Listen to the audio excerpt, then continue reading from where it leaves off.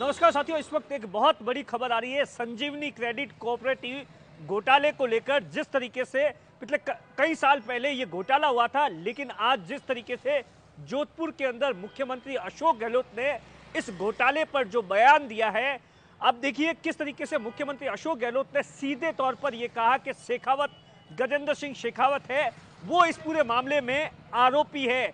इस पूरे घोटाले के अंदर गजेंद्र सिंह शेखावत का कहीं न कहीं रोल था, या इसी बात को लेकर सीधे तौर पर अशोक गहलोत ने गजेंद्र सिंह पर हमला बोल दिया है। दरअसल मुख्यमंत्री अशोक गहलोत पिछले 2 दिन से लगातार जोधपुर के दौरे पर है और आज जनसुनवाई कर रहे थे, और इसी दौरान ऐसा बताया जाता है कि संजीवनी क्रेडिट कोऑपरेटिव मामले में जो पीड़ित है दर्जनों की तादाद में, उन्होंने मुख्यमंत्री अशोक गहलोत से मुलाकात की है और उसके बाद मुख्यमंत्री अशोक गहलोत ने इस पूरे मामले को लेकर मीडिया में 6 से 60 मिनट तक गजेंद्र सिंह शेखावत और संजीवनी मामले को लेकर अपनी बात रखी है, और सीधे तौर पर यह आरोप भी लगा दिया है कि दरअसल गजेंद्र सिंह शेखावत को कहीं न कहीं इस बात का डर सता रहा था कि इस मामले में उनकी गिरफ्तारी हो सकती है।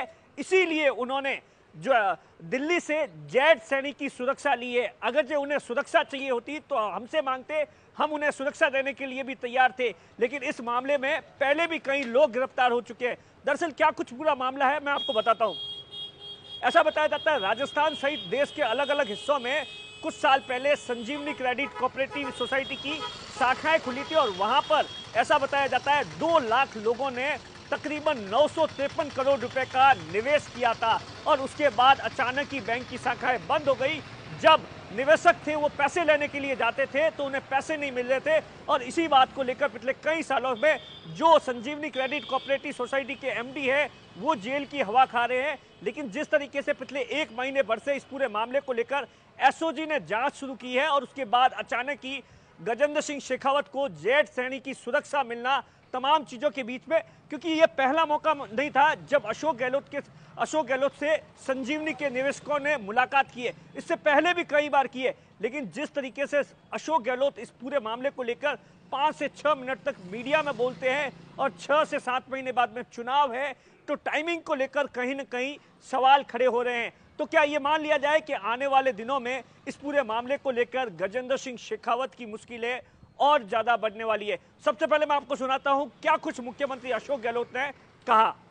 और जो मुझे उन्होंने किस्से गाने सुनाए थे, उस दिन मैं बहुत भावुक हो गया था, और मुझे उम्मीद थी कि केंद्रीय मंत्री है गजेंद्र शेखावत जी, तो केंद्रीय मंत्री बहुत बड़ी चीज होती है, बहुत बड़ी हस्ती होती है देश में। केंद्रीय मंत्री बिना किसे कहते हैं? अगर उनको अवसर मिला है तो मैंने कहा वो खुद आगे आकर के जांच में सहयोग भी करे, और कैसे मतलब वो जो इनके करता रहता है, किस में वो पार्टनर है, किस में पैसा यहाँ से बाहर गया, ऑस्ट्रेलिया या इथोपिया, न्यूजीलैंड गया, ठीक है। तो ये तमाम बातें उनको खुद को आगे क्लियर करनी चाहिए थी। बल्कि मैं उनसे अपील करूंगा कि उनको ईमानदारी उसमें है कि वो जो है, जितने भी ये आज मेरे पास आए 100 लोग, इनको जो वैसे तो लाखों लोग होंगे, 2 लाख पीड़ित, परंतु 2 लाख लोग हैं, कम से कम 100-200 लोग बुला के बात करे और अपनी स्थिति स्पष्ट करे, और कहे कि मैं इस प्रकार से आगे बढ़ना चाहता हूँ। अमित शाह जी कोऑपरेटिव मिनिस्टर भी हैं, तो ये जो संजीवनी कोऑपरेटिव क्रेडिट कोऑपरेटिव सोसाइटी, ये मल्टी लेवल कोऑपरेटिव सोसाइटी कहलाती है मेरे ख्याल से, मल्टी स्टेट। तो ये जो है, ये सोसाइटियाँ केंद्र से भी संचालित होती हैं। मैं चाहूंगा कि उनको खुद को अपनी स्थिति स्पष्ट करनी चाहिए, उनके खुद के हित के अंदर है कि वो क्यों इतने लोग पैसे डूब गए। अभी आपने सुना कोई 2 करोड़ की बात कर रहा है, कोई 2.5 करोड़ की बात कर रहा है, 80 लाख की बात कर रहा है। आप सुन नहीं सकते इनकी बातों को। महिला रोने लग गई वहां पर, किस प्रकार धोखा दिया गया, किस प्रकार उनका खुद का नाम आ रहा है इन सब कामों के अंदर। उनको स्थिति स्पष्ट करनी चाहिए, मेरा मानना है। अभी उन्होंने जेड सिक्योरिटी ले ली है, क्योंकि मैं बोला वहाँ असेंबली के अंदर कि ये खुद अभियुक्त है। मुझे बताया गया कि कई अभियुक्त है इसके अंदर, कई लोग पकड़े भी गए हैं, और उसमें ये भी अभियुक्त थे उनके रूप में। तो मैंने कहा अगर वो अभियुक्त है तो ये बहुत गंभीर बात है। अब मैंने सुना उन्होंने जेड सिक्योरिटी ली है केंद्र से, क्या जरूरत पड़ेगी उनको, कौन सा उनको खतरा था। और खतरा होता तो पहले हमें लिख के देते, वो हम उनको एग्जाम लगा के हम उनको सिक्योरिटी प्रोवाइड करते। हमने कई लोगों को, बीजेपी नेता है राजस्थान में, उन सबको, चाहे राजेंद्र राठौड़ हो चाहे और कोई हो, सबको हमने प्रोवाइड करेंगे सिक्योरिटी। परवाह नहीं करते, धीरे धीरे सब मर जाएंगे तो कौन मांगेगा हमसे? मांगने वाला कोई नहीं। अगर ये भावना इनकी है, इसका मतलब इनके दिलों के अंदर क्या भावना होती होगी कि सरकार हमारी मदद नहीं कर पा रही है, केंद्रीय मंत्री आगे नहीं आ रहे हैं, तो इनको जवाब तो देना पड़ेगा हम लोगों को। हम भी तो सरकार में हैं, हम क्या कर सकते हैं? मैंने इनको विश्वास दिलाया, आप निश्चिंत रहो, सरकार जो कर सकती है, मैं जो कर सकता हूँ, उसमें हमें कोई कमी नहीं आने देंगे। मैंने कहा है, देखिए कानून बदलना पड़ेगा, कानून बदलेंगे हम लोग। कुछ भी करना पड़े तो मैं करने के लिए तैयार हूँ, पर करना पड़ेगा, कानून के अंतर्गत करना पड़ेगा। लाखों का मामला होता तो मैं भीख मांग लेता, यहाँ लोकल उद्योगपतियों से भीख मांगता, कुछ स्कीम बना देते सरकार की, कुछ मदद करवा देते इनको। मान लो लाखों वाला मामला नहीं, करोड़ों का मामला है।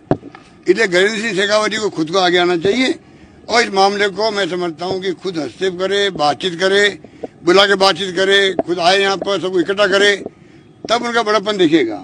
ये मेरा मानना है। आपने सुना किस तरीके से मुख्यमंत्री अशोक गहलोत ने सीधे तौर पर इस पूरे मामले को लेकर गजेंद्र सिंह शेखावत पर आरोप लगाया और यहां तक कि गजेंद्र सिंह शेखावत को यह सलाह भी दे डाली कि अब गजेंद्र सिंह शेखावत को इस पूरे मामले को लेकर खुद आगे आकर बयान देना चाहिए, क्लियर करना चाहिए क्या उनका कोई रोल है या नहीं है, या उनका कोई जो निवेशक थे, जो इस पूरे मामले में जो गिरफ्तार हुए थे, उनका उनके साथ में क्या कुछ कनेक्शन है, इस पूरे मामले को लेकर सफाई देनी चाहिए। दरअसल जेड श्रेणी की सुरक्षा को लेकर जिस तरीके से मुख्यमंत्री अशोक गहलोत ने कहा है, तो दूसरी एक और थ्योरी है। जयपुर के अंदर महारानी कॉलेज के अंदर जिस तरीके से जो छात्र संघ कार्यालय का उद्घाटन चल रहा था और वहां पर जिस तरीके से घटनाक्रम हुआ था, तो उसके बाद भी गजेंद्र सिंह शेखावत को जेड श्रेणी की सुरक्षा दी गई थी। दरअसल अशोक गहलोत ने जो कुछ कहा है, वो यकीन मानिए आने वाले दिनों में इस पूरे मामले को लेकर बहुत बड़ा बवाल होने वाला है। यह इस बात को लेकर उनके बयान से सीधे तौर पर इंडिकेशंस निकाले जा रहे हैं, क्योंकि आप देखिए 2 लाख लोग हैं, 2 लाख लोग सीधे तौर पर इस पूरे मामले को लेकर है, क्योंकि 2 लाख लोग लगातार चक्कर निकाल रहे हैं, लेकिन उन्हें फूटी कोड़ी तक नहीं मिल रही है। और कुछ तो लोग ऐसे हैं जिन्होंने अपनी गाड़ी कमाई का पैसा दिया था और आज के समय के अंदर जो निवेश किया था वो बर्बाद हो गए हैं, लेकिन उन्हें जो मूलधन है वो भी नहीं मिल रहा है। लेकिन मुख्यमंत्री अशोक गहलोत ने सीधे तौर पर कहा है कि इस पूरे मामले में तत्काल तौर पर जो निवेशक है, जिस तरीके से लोगों ने इस पूरे मामले को लेकर पीड़ित है, उन्हें मूलधन तो मिलना चाहिए, लेकिन इतना साफ है कि आने वाले दिनों में इस पूरे मामले को लेकर राजनीति और ज्यादा तेज होने वाली है।